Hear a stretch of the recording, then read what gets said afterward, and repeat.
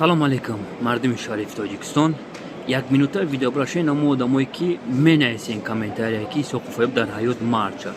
Исоқ Хуфоев марде ки биромада гуфтесе астатки Абдуллои Нурӣ 4 қуввати фикрӣ сара нармодаша направо налево истифода мебарам.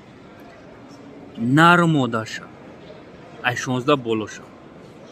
Шумои номарде ки таи юбкаи политикои мраздои Европа, таи турсико мебахшен модаракон, хоҳаракон ки биромада бефакт далел как проститутка лақидесен. Дар ҳаёти шумо мард чӣ? Исоқ Хуфоев ҳалолхирай, ранги шумо гаддои миллатфурӯши динфурӯш нестед. Шумо як ҳаромхӯр, як лаънати одам ҳастед.